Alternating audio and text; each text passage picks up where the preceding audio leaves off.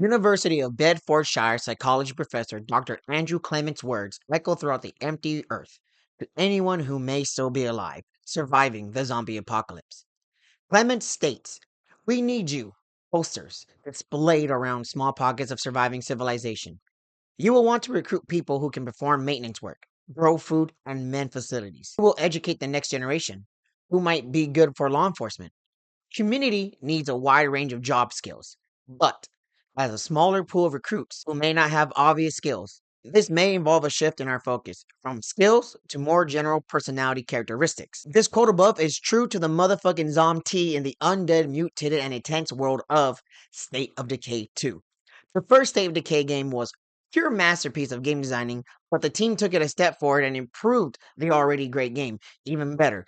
And the devils are in the details that we will be taking control of today. Perkaholics next, man, I'm popping these with legs while he's rocking his new specs. And we got the Lambo too, and we come in with the crew. This is Black Ops 3. Who the hell is who's who? And I got the art of proof. Round 4, I staffed 9 perks, didn't open up the church. Green Run is where I'm from. Play transit just for fun. Miss the bus, I'm on the run. Still What we're a ranking fucking- number 1. It's killing time, bro. It's killing time, bro. It's Before the world turned to hell on earth, life was an everyday occurrence. People worked, went to school, had hobbies and goals, and lived every moment to the fullest. But can any of that really help us in the zombie apocalypse? Yes and no. Personality traits are the new feature in State of Decay 2. When picking your roster of survivors, there will be characteristics or traits listed in the survivor status card. There's over 1,300 traits that are randomly generated. Each trait is different and can provide a negative, positive, and or neutral or no effect at all, while providing crutches or advancements that can affect the survivor's core skills. Other traits can provide a hero bonus if you place that survivor as your leader. During your campaign, survivors will be able to discover new traits throughout textbooks or missions.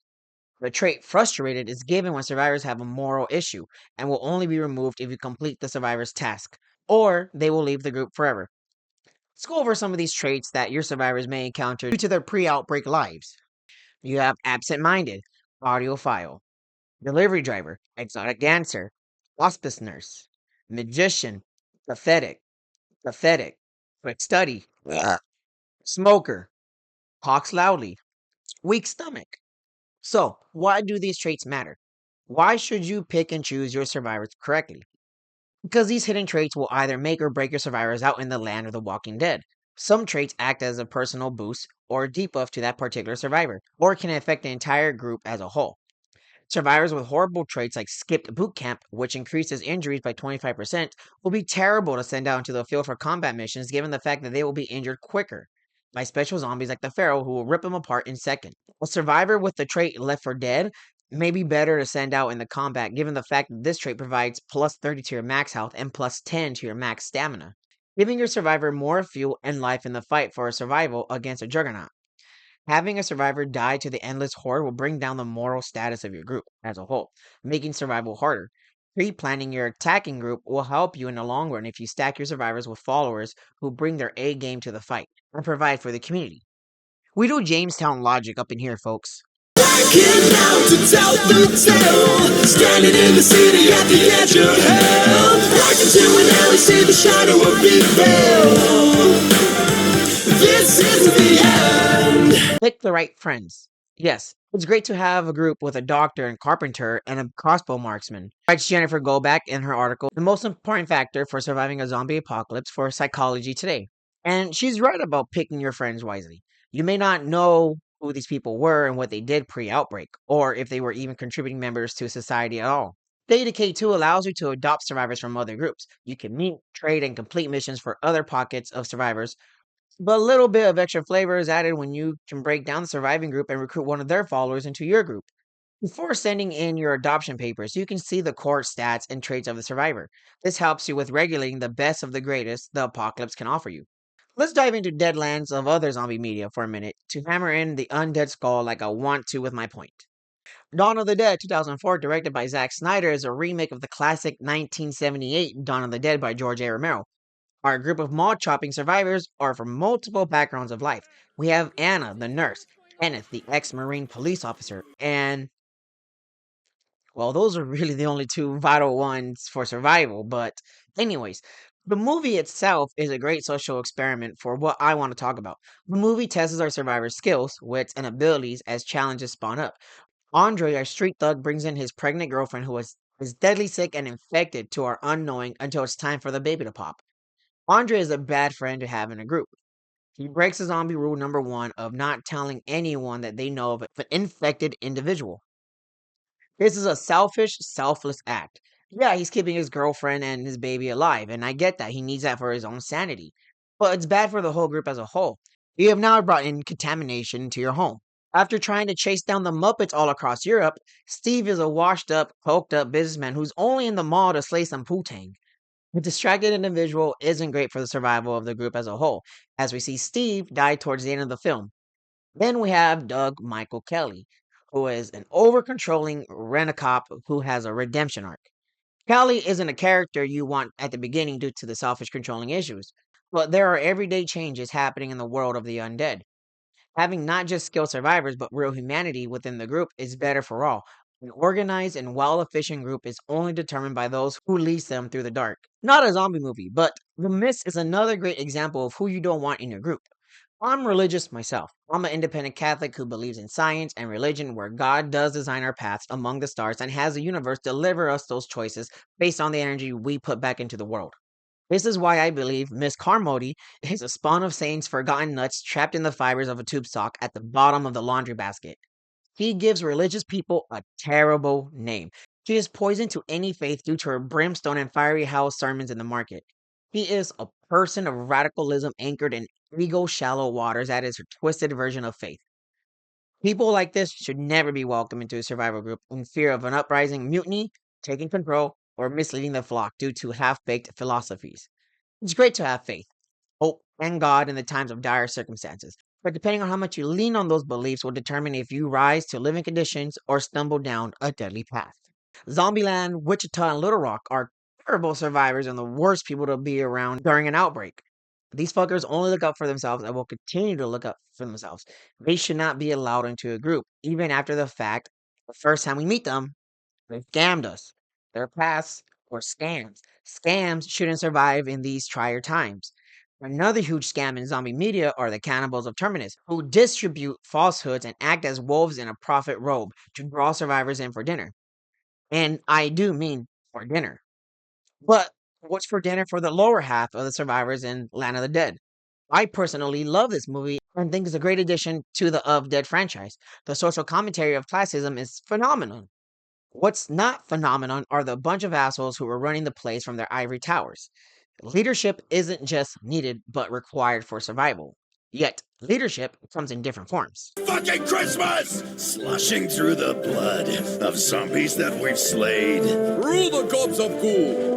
Roughing all the way. Fa-ra-ra. If there's one thing both Clement and Golbeck can agree on, it's a trustworthy leader for your survivors to put all their lives into while marching to dine in heaven or to die in hell. Your community leader will need to be someone who appreciates, to be someone who wants to develop people, looks out for the opportunities, to draw on the strengths of the community and help them get better at what they do. They also need to be sensitive to groups' dynamics. This phenomenon is known as catastrophe compassion, a term coined by Stanford University psychologist Jamal Zaki, meaning the negative experiences will bond survivors together. A leader who can see the downfall of morale and rise to the occasion in order to provide solidarity to their fellow humans is the leader you want leading you in State of Decay 2. The game isn't really that depth. This is just the overreact portion of the video of me trying to make games sound way cooler and better than they really are. But the characters do have a special class that will carry out their vision for the community. Builders will want to build the best space ever. Sheriffs want law and order by aiding enclaves and targeting raiders. Traders will always stick to what killed the world in the first place and profit off the dead. Warlords are there in the name. Take the land for you and those who follow your command. These leader types will shape the rest of the world to your fitting, and how you go about it will test you as a new apocalypse madman you are. But which leader is the best to choose to lead us into a new world? It depends on the player at the helm. You can choose to be a tyrannical Negan or a law-abiding Grimes. You can Bob the Builder their handy-manny as you restore civilization. Perhaps you fancy the life of Marco Polo as you trade across the Deadlands. Which of these leaders can do it the best though? Let's take a look at another zombie media outlet, the Walking Dead comics. We all know who fucking Negan is. He is the best motherfucking fucker in the fucking Walking the fucking Dead, who's fucking up survivors, walkers, and anything else that stands in the fucking way of Lucille's fucking bloody mess. With all those fucking bombs being dropped, I definitely not gonna be fucking monetized, but I don't give a Negan is a warlord leader who uses fear, death, and brute force to get his way. The warlord's mission will involve you gathering weapons, instilling fear into nearby enclaves, and finally, to clean the land of non believers. These leaders aren't the most favorable among those they torture. But if the dictatorships of the past has anything to say, is that these displays of power is necessary for all the polos with their eyes open in the pool. Trading is far more easier and honest work. Trading has always been a vertebrae when it comes to the progression of humanity. As a trader, you and other enclaves must join forces and defend against the hordes as you show your helpful attitude. In a world lost of hope, it's always great to have a little faith in Jesus. Carpeting skills. You decide to hold up and duke it out with the deadheads at your home. But a 4x4 won't do it. We need to build a fortress. Builders will provide solitude and sanctuary from the evils that plague an undead world as survivors flock to their humbled abode. And finally, we have the Goody Two Sheriffs, who will bring justice back to these wastelands one bullet at a time. The sheriff's main goal is to make sure that there are no Negans around to rule with an iron fist. Everyone will rejoice because the sheriff is the leader that is most needed to restore some form of order. These four leaders will vary in mission, difficulty, and unlockables when completing quest line missions. Warlords have the most missions with 8, with builders having only 3. My only criticism when it comes to State of Decay 2 gameplay is that the developers seem to have favored warlords over the other leaders. When finishing the game as a warlord, you get an upgraded barrack and armory. The rest only get one unlockable. But it seems like the State of Decay community already has a preference for surviving. Choosing a certain survivor does nothing differently for the game, to be honest. The missions will still be the same, just your motives are aligned somewhere else.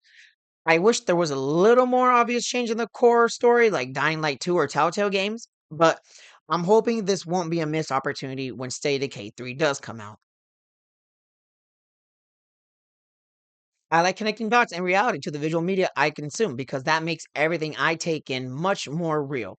Plus, I love to educate people on things I learned on my own, so why not use games and other media outlets as a source for my educational side? This isn't much fun This isn't much fun or interacting to hear from a YouTuber, but with a platform that promotes advertised corporate sponsors content and dumbasses who will box each other instead of making real character redemption arcs, all while said platform suppresses free speech, I figure I can make a safe space for what old YouTube used to be. I don't want to watch what I have to say nor walk on eggshells with the words I carry. YouTube used to be fun, and now it's all about business. That is not me. I want to entertain, educate, and spread the retarded fun we used to all have back on the Modern Warfare 2 lobbies. Thank you guys very much. Leave a like, comment, and subscribe for more.